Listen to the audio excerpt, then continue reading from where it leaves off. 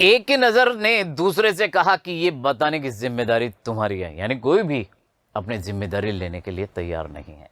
यहां हमारी सरकार किस प्रकार काम करती है उस पर कटाक्ष, उस पर व्यंग्य किया गया है। सभी ने एक दूसरे की तरफ देखा और ये सोचते हुए देखा कि ये बताने की जिम्मेदारी तुम्हारी है। खैर, मसला हल हुआ। एक क्लर्क को फोन किया गया और इस बात की पूरी छानबीन करने का काम सौंप दिया गया। पुरातत्व विभाग की फाइलों के पेट चीरे गए, अर्थात कई फाइलों को देखा गया, कुछ भी पता नहीं चला। क्लर्क ने लौटकर कमेटी के सामने कांपते हुए बयान दिया, सर मेरी खता माफ हो, सब फाइलें सब कुछ हजम कर चुकी है, अर्थात फाइलों में कुछ भी नहीं है, कुछ भी नहीं मिला है। हुक्कामों के चेहरे पर उदासी के बादल छा गए। जो भी अधिकारी लोग थे उनके चेहरे पर उदासी के बादल छा गए, अर्थात उदास हो गए। एक खास कमेटी बनाई गई और उसके जिम्मे यह काम दे दिया गया कि जैसे भी हो यह काम होना है और इस नाक का दारोमदार आप पर है। कमेटी तैयार हो गई।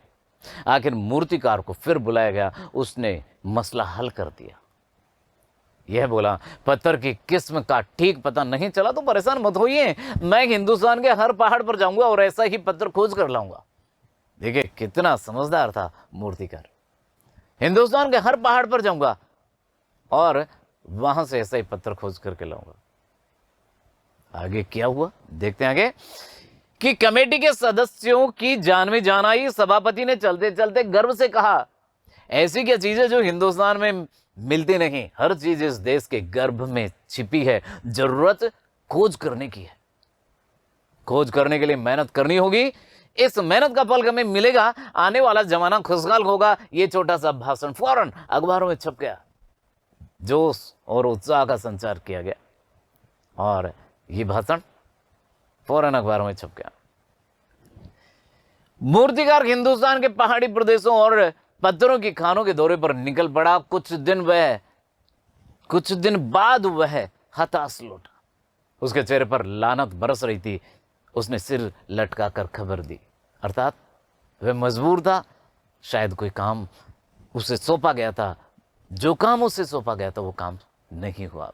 हिंदुस्तान का चप्पा चप्पा खोज डाला पर इस किस्म का पत्थर कहीं नहीं मिला। ये पत्थर विदेशी है, उसने आकर के ये बताया। सभापति ने तैस में आकर कहा, गुस्से में आकर के कहा कि लानत है आपकी अक्ल पर, विदेशों की सारी चीजें हम अपना चुके हैं, दिल, दिमाग, तौर तरीके और रहन सहन। जब हिंदुस्तान में बाल डांस तक मिल जाता है तो पत्थर क्यों नहीं मिल सकता? विदेशी पत्थर भारत में क्यों नहीं मिल सकता? हमने सब कुछ तो विदेशी अपना लिया है। मूर्तिकार चुप खड़ा था। सहसा अचानक उसकी आंखों में चमक आ गई। उसने कहा, एक बात मैं कहना चाहूंगा, लेकिन इस शर्त पर कि यह बात अखबार वालों तक न पहुंचे। सभापति की आंखों में भी चमक आ गई। चपरासी को हुक्म हुआ और कमरे के सब दरवाजे बंद कर दिए गए। तब मूर्तिकार ने कहा, देश में अपने नेताओं की भी मूर्तियां हैं और अगर इजाजत हो तो आप लोग ठीक समझें तो, मेरा मतलब है जिसकी नाक इस लाट पर ठीक बैठे उसे उतार कर लाया जाए। सबने सबकी तरफ देखा। सबकी आंखों में एक क्षण की बदहवासी के बाद खुशी तैरने लगी। सभापति ने धीमे से कहा, लेकिन बड़ी होशियारी से। तो देखिए, हमारे देश के मूर्तिकार, हमारे देश के अधिकारी लोग हमारे देश के नेताओं की मूर्ति से नाक उतारने के लिए तैयार हो गए। बस उन्हें अपनी बात रखनी थी, उन्हें अपनी मानसिकता प्रकट करनी थी। इस प्रकार हम कह सकते हैं कि हम स्वतंत्र तो हुए हैं लेकिन मानसिक रूप से नहीं अभी तक भी। देखते हैं आगे क्या सच में ऐसा हुआ। मूर्तिकार फिर देश के दौरे पर निकल पड़ा। जॉर्ज पंचम की खोई हुई नाक का नाप उसके पास था। दिल्ली से वह मुंबई पहुंचा। दादाभाई नौरोजी, गोखले, तिलक, शिवाजी, कावस जी, जहांगीर, सबकी नाकें उसने टोटली नापी और गुजरात की ओर भागा। गांधी जी, सरदार पटेल, विट्ठल भाई पटेल, महादेव देसाई की मूर्तियों को परखा और बंगाल की ओर चला। यानी इतनी सारी मूर्तियों की नाक को उसने नापा, टटोला, लेकिन अभी तक उसे नहीं मिली। फिर उसके बाद गुरुदेव रविंद्रनाथ, सुभाष चंद्र बोस, राजा राम मोहन राय आदि सभी को भी देखा, नाप जोख की और बिहार की तरफ चला। यानी इतने सारे नेताओं की जो नाकें हैं वो जॉर्ज पंचम की नाक से नहीं मिली। बिहार होता हुआ उत्तर प्रदेश की ओर आया। चंद्रशेखर आजाद, बिस्मिल, मोतीलाल नेहरू, मदन मोहन मालवीय की लाटों के पास गया।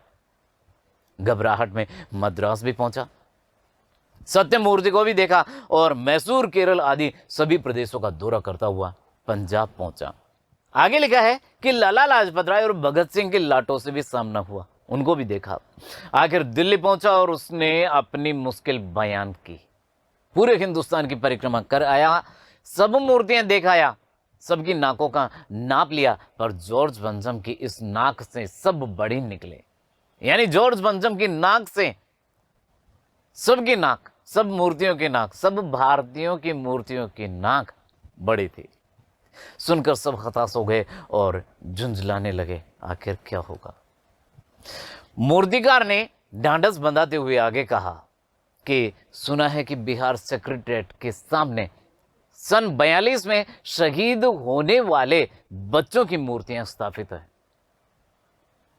शायद बच्चों की नाक ही फिट बैठ जाए, ये सोचकर वहां भी पहुंचा, पर उन बच्चों की नाकें भी इससे कहीं बड़ी बैठती है।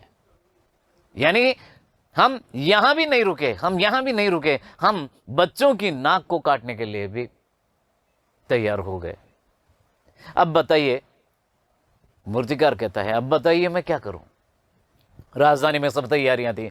जॉर्ज पंचम के लाट को मलमल कर नहलाया गया, तैयार किया गया, रोगन लगाया गया था, सब कुछ हो चुका था, सिर्फ नाक नहीं थी। बात फिर बड़े हुक्कामों तक पहुंची थी, बड़ी खलबली मची और जॉर्ज पंचम के नाक न लग पाई तो फिर रानी का स्वागत करने का मतलब, रानी का स्वागत नहीं कर पाएंगे अच्छे तरीके से। यह तो अपनी नाक कटाने वाली बात हुई। यानी जॉर्ज पंचम की मूर्ति पर नाक नहीं होगी तो अपनी भी नाक कट जाएगी। लेकिन मूर्तिकार पैसे से लाचार था, उसको पैसे की आवश्यकता थी।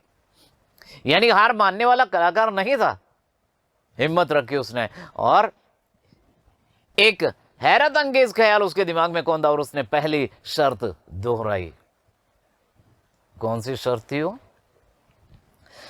जिस कमरे में कमेटी बैठी हुई थी उसके दरवाजे फिर बंद हुए और मूर्तिकार ने अपनी नई योजना पेश की। क्योंकि नाक लगाना एकदम जरूरी है, इसलिए मेरी राय है कि 40 करोड़ में से कोई एक जिंदा नाक काट कर लगा दी जाए। बात के बाद सन्नाटा छा गया। कुछ मिनटों की खामोशी के बाद सभापति ने सबकी तरफ देखा। यानी यहां तक तैयार हो गए कि किसी जिंदा व्यक्ति की नाक काट करके उस मूर्ति पर लगा दी जाए। सबको परेशान देखकर मूर्तिकार कुछ अचकचाया और धीरे से बोला, आप लोग क्यों घबराते हैं? यह काम मेरे ऊपर छोड़ दीजिए। नाक चुनना मेरा काम है और आपकी सिर्फ इजाजत चाहिए। कानाफूसी हुई और मूर्तिकार को इजाजत दे दी गई। यानी जिंदा नाक लगाने की इजाजत दे दी गई।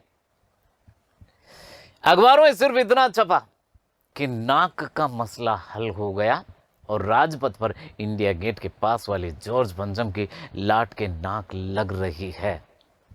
ऐसी खबर अखबारों में छप गई। नाक लगने से पहले हथियार बंद पहरेदारों की तैनाती हुई। पहरेदार तैनात किए गए। मूर्ति के आसपास का तालाब सुखाकर साफ किया गया। क्यों? उसकी रवाब निकाली गई, अर्थात उसमें जो भी मलबा था उसको साफ किया गया और ताजा पानी डाला गया ताकि जो जिंदा नाक लगाई जाने वाली थी यह सूखने न पाए। इस बात की खबर जनता को नहीं थी। जनता को इस बात का पता नहीं था कि इस प्रकार जो तालाब साफ किया गया है क्यों किया गया है और सच में जिंदा नाक लगने वाली है। ये सब तैयारियां भीतर भीतर चल रही थी। रानी के आने का दिन नजदीक आता जा रहा था। मूर्तिकार खुद अपने बताए हल से परेशान था कि मैंने हल तो बता दिया, लेकिन ये होगा कैसे। जिंदा नाक लगाने के लिए उसने कमेटी वालों से कुछ और मदद मांगी, वह उसे दे दी गई, लेकिन इस हिदायत के साथ कि एक खास दिन हर हालत में नाक लग जानी चाहिए। उसको सावधान कर दिया गया कि एक खास दिन नाक लग ही जानी चाहिए। एक निश्चित समय निर्धारित किया गया और वह दिन आया। जॉर्ज बंजम के नाक लग गई। सब अखबारों ने खबर छापी कि जॉर्ज बंजम के जिंदा नाक लगाई गई है। यानी ऐसी नाक जो कतई पत्थर की नहीं लगती। लेकिन उस दिन के अखबार में एक बात गौर करने वाली थी। ध्यान से सुनिएगा, कौन सी बात थी। उस दिन देश में कहीं भी किसी उद्घाटन की खबर नहीं थी। यानी नेता लोग, कोई भी नेता लोग बाहर नहीं निकले अपना चेहरा लेकर उद्घाटन करने के लिए। उस दिन देश में कहीं भी किसी उद्घाटन की खबर नहीं थी। किसी ने कोई फीता नहीं काटा था, कोई सार्वजनिक सभा नहीं हुई थी, कहीं भी किसी का अभिनंदन नहीं हुआ था, कोई मानपत्र भेंट करने की नौबत नहीं आई थी, किसी हवाई अड्डे या स्टेशन पर स्वागत समारोह नहीं हुआ था। आखिर इसके पीछे क्या कारण था? किसी का ताजा चित्र नहीं छपा था, सब अखबार खाली थे। पता नहीं ऐसा क्यों हुआ था। नाक तो सिर्फ एक चाहिए थी, और वह भी बुद्ध के लिए, अर्थात मूर्ति के लिए। ऐसा क्यों हुआ, सोचिए जरा। तो देखा आपने, हम भौतिक रूप से स्वतंत्र हैं, आजाद हैं, लेकिन क्या मानसिक रूप से स्वतंत्र हैं? एक नाक, जिंदा नाक किसी विदेशी मूर्ति पर, किसी विदेशी शासक की मूर्ति पर लगा दी गई है। किस प्रकार हमारे यहां की सरकारें काम किया करती हैं, कैसे ढुलमुल प्रणाली है, इसका जीवंत उदाहरण प्रस्तुत करती है ये कहानी। उम्मीद है आप लोगों को जरूर पसंद आई होगी। मिलते हैं एक और नए टॉपिक के साथ, तब तक स्वस्थ रहें, मस्त रहें। जय हिंद, जय भारत।